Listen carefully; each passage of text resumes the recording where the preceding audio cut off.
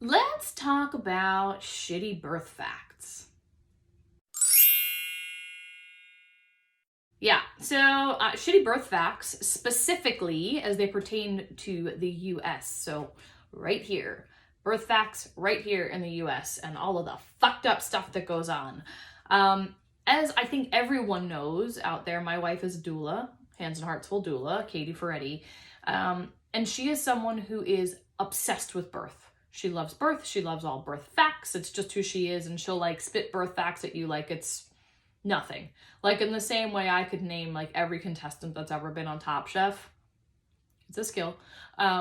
She can, vomit about birth. It's who she is. She's also, asterisk, has her master's in psychology. So she spent a real good deal of time doing a ton of research. So when she wants to know about something, she's like all in on it. It's not like I heard this thing one time and I'm going to just repeat it. Like she'll continue, and this is not in a like, I do my own research kind of way. Like she will like go to the appropriate sources to find out more information. So not research in the sense of like how it's been taken over by crazy people to research their own vaccine efficacy information. Research in the true sense, like scientists and like smart people. So Katie shared 3 birth facts with me this week that they just sort of like, they blew my mind. And like one of them I definitely knew. I didn't know the extent though. And I didn't know the like couple of facts associated with it that like really set me off. So I'm going to talk about that last though, because that's like the mega big pervasive issue in like fucking healthcare, right? Crazy. So, and we've been talking a lot about it because obviously like I'll be having parental leave come up, she'll go on leave, and that's a whole other topic, right? I mean, I've said maybe I'll rant on it. I can't even begin to rant on it because there's so little information about what's actually happening with maternity leave and what it looks like that I'm not going to have an unintelligent conversation about it. So we'll all just have to wait for my 2 cents on maternity leave, and I think we'll all probably survive it. Okay, birth fact number 1. Does anyone out there know what a honeymoon stitch is? I will pause in case anybody would like to boop, boop, boop, boop, boop, Google and put in honeymoon stitch and then throw up. So a honeymoon stitch is when a birthing person,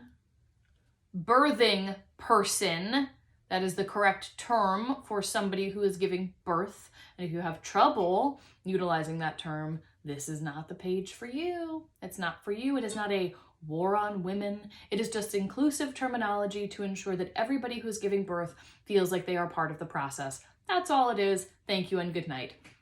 Okay, hold on. Let me just like jump off of my soapbox because that was a very high one. So a honeymoon stitch is when a birthing person tears in labor. So we all know what I'm talking about.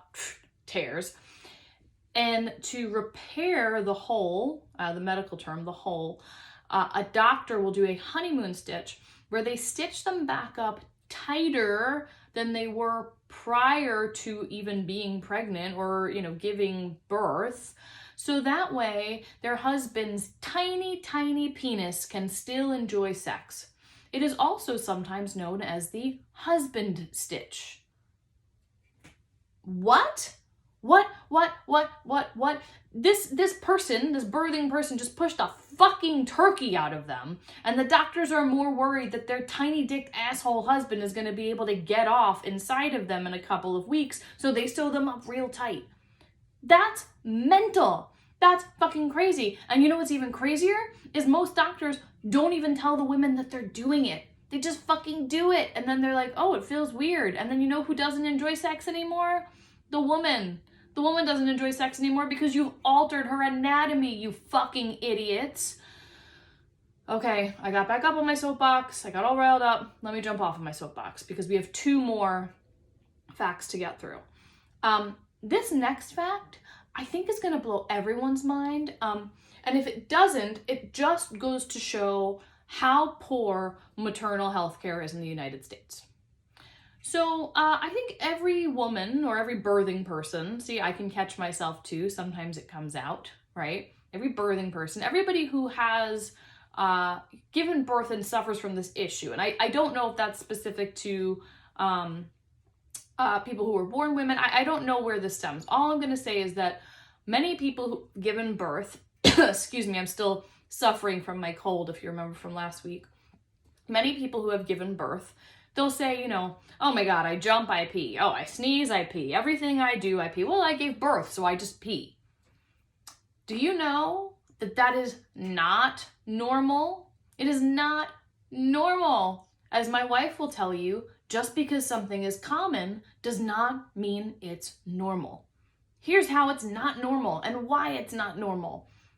In places outside of the United States, after the postpartum healing period, women are entitled as part of their health care to pelvic floor therapy. That's part of the regimen. That's part of the ongoing healing process after birth. You know what you get here? You get a 3, maybe 3 day stay in a hospital, maybe 1.5, depends on where you are, a kick out the door, breastfeeding shame, and then thank you, have a great day, don't kill your baby. That's what you get. Oh, you pee in your pants? Well, everybody pees in their pants. Oh, we stitched you up too tight? Well, we stitched everybody up too tight. That's what you get here. You get fucking nothing here. Nothing.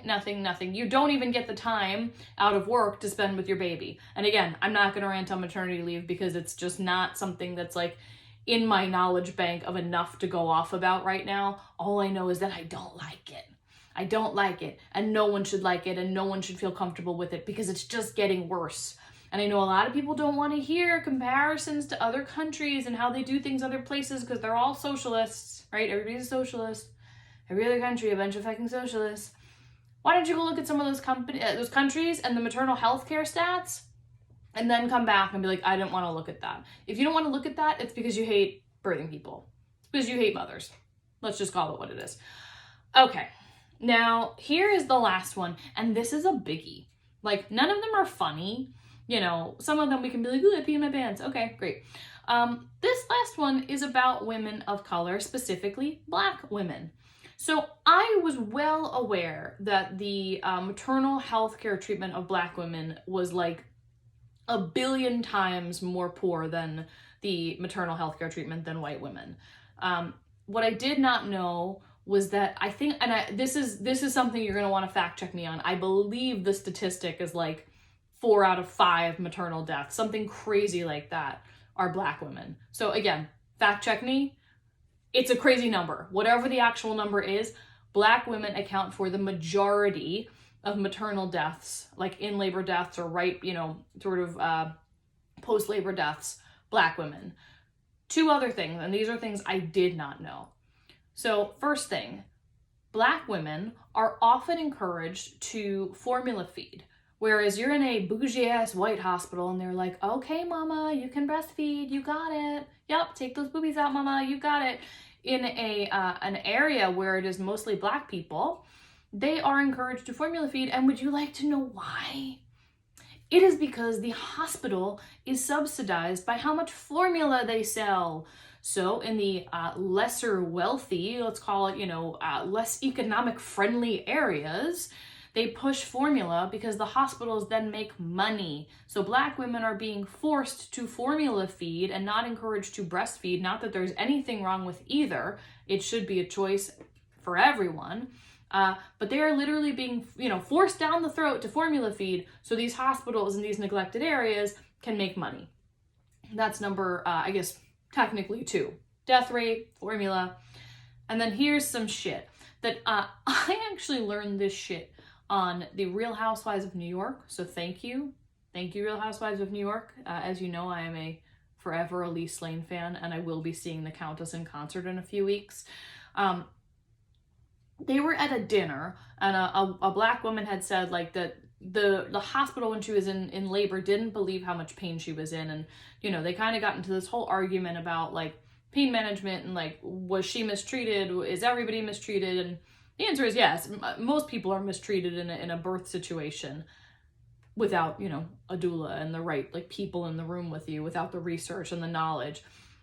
What I didn't realize is that there is a scientific scientific, a medical belief that Black people, specifically Black women, feel pain differently than white women. What? What? So they feel pain differently than white women. They take pain better than white women. So when Black women, and this is the really fucked up part, when Black women are saying they need intervention, they need an epidural, they need some type of pain management, they are not believed, and they are believed to be drug addicts. What?